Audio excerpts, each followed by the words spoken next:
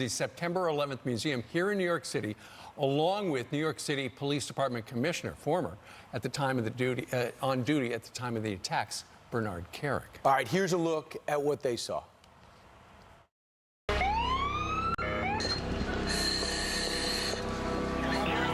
On September 11, 2001, I was already enlisted. I was in Germany, and we were just doing business as usual. And then the towers were hit. I heard someone in the operations center say the name Osama bin Laden. We knew we were under attack, and this was not an accident.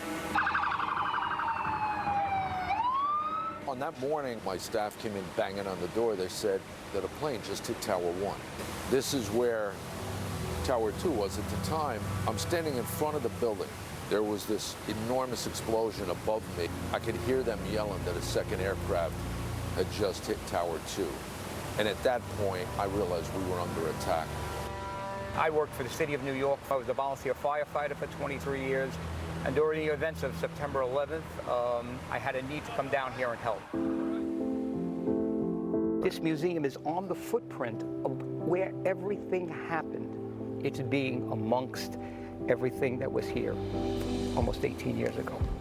One of the first things you'll see here is one of the last known pictures taken of the Trade Center at about 8:30 a.m. on September 11, 2001. And that's what this picture represents. The blue sky, how calm everything was, how beautiful everything was.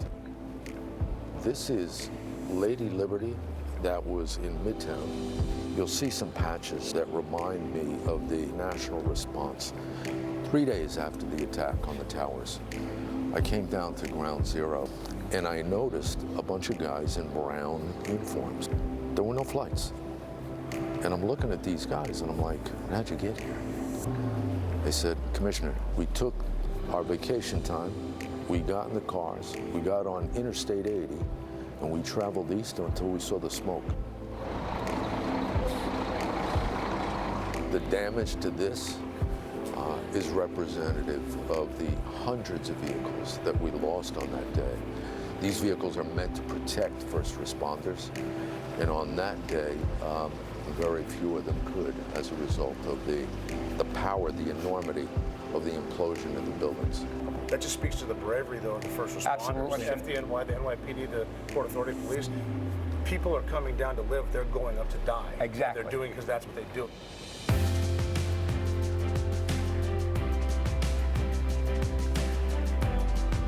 This last column represents the strength of every person here. 1.8 million tons of the steel and debris fell. This piece did not collapse. It did not fall to the ground like everything else. It was an honor to be in that procession when the last piece was pulled out of here. For me, I'm not a police officer, not a Navy SEAL. I'm an ordinary guy. I'm sorry. How lucky was I to stand alongside of these people, these heroes. So we're just about coming to the end of our little walkthrough over here. This is your vest. It's still surreal, but an honor because of the way chronologically the museum is laid out. This is, at the end of it, the shirt that was worn there along with 22 other shirts just like it. This shirt was actually the one that I wore into Osama bin Laden's bedroom. On the day that you and the other members of SEAL Team 6 took out the man that was responsible, I don't think there was anybody more happy than we were in New York City. We didn't do it for ourselves. We did it for the country. We did it for the people who died here, the people who died in Pennsylvania, the people who died in Washington, D.C. All right, joining us now, retired Navy SEAL himself, who one of the members who killed bin Laden, the author of The Operator, Rob O'Neill, and former NYPD commissioner who was on duty, Bernie Kerik. Commissioner, I remember for you saying to yourself, I think we need air cover. We're under attack. You felt like this was a war zone that day. It was a war zone. When that second plane hit Tower 2 and I realized we were under attack, we needed air support. We needed to close down the New York City airspace. I didn't know how many more planes were coming. I didn't know if they planned ground attacks. There was a lot of stuff going through my mind. Plus, what other buildings would be attacked if there were additional planes. So we had to close down and evacuate the Empire State Building, the United Nations Police Headquarters, and other buildings. Those were some of my fears in those initial moments. Rob, I remember from the documentary on the mission to kill bin Laden, where you're talking about how you were in the helicopter mid-mission heading to his compound, and over in your head were the words of George W. Bush. Right, on the flight in, about 10 minutes before we got to Osama bin Laden's compound, I don't know how I remembered it, but what I said to myself was freedom itself was attacked this morning by a faceless coward, and freedom will be defended. And that's when it really sunk in, even though we'd been training, the entire team had been training for a solid 2.5, 3 weeks. I'm on this mission. I'm with these guys, and we accept what we're doing. We accept death, and we're doing it for the people in the towers, the people on Flight 93, the fight Al-Qaeda, the people in the Pentagon, and we're going to get them. But you didn't think you were going to come back. You thought that could probably be a suicide mission. Well, it was a one-way mission, but we accepted it because we talked about it. I remember actually the guy that was in front of me going up the set of stairs, the last set of stairs in bin Laden's house, he came to me before we left and said, don't take this the wrong way. I'm definitely going.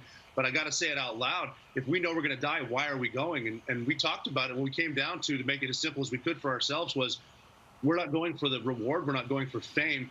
We're going to go get Osama bin Laden for the single mom, who dropped her kids off at elementary school on a Tuesday morning. And then 45 minutes later, she jumped to her death out of a skyscraper because that, for some reason, was a better alternative than whatever hell was going on inside those towers at 2,500 degrees Fahrenheit. And her last gesture of human decency was to hold her skirt down before she killed herself. And we said, she wasn't supposed to be in the fight. We're supposed to be in the fight, and that's where we're going. My gosh. Single mom, she's desperate if she does that. Well, Rob, it comes full circle when I watch that video because I know what happened there at Ground Zero. You go around the world and you kill the man who's responsible for this, and then the shirt you wore is right there on Ground Zero. Hats off to you. Thank you. You're a hero. Mr. Kerik, when you knew the first plane hit the tower, you rushed down there. The second tower was hit 17 minutes later, and that's when you arrived. Tell us what that day was like. My first, when the plane first hit Tower 1, I was in my office. I got down to the 7 World Trade, where our command center was, and I was trying to get in there, but there were people jumping from Tower 1, and I got out of my vehicle. I saw this debris coming down. A sergeant had closed down the block and said, "You can't get out, they're jumping." I had no idea what he meant until I saw this debris, which turned out not to be debris. As I got closer to the ground, I realized it was bodies, and they were jumping in those early minutes, 1, 2, 3 at a time. And I was standing at that point basically in front of Tower 2. When you see that enormous explosion blow out the north side of the tower, I'm standing in front of that building. Wow, and it's unbelievable because the Taliban 2 weeks ago cut a tape saying we got what we deserved on 9/11. That is not true, but the one thing is that museum that you guys went through, they did a phenomenal job. Any American or anyone from around the world who believes in our ideals has to take time to go through there. Thanks to both of you. Thank you. Thanks, guys. Bernie Kerik joining us from Nashville, and Rob O'Neill joining us.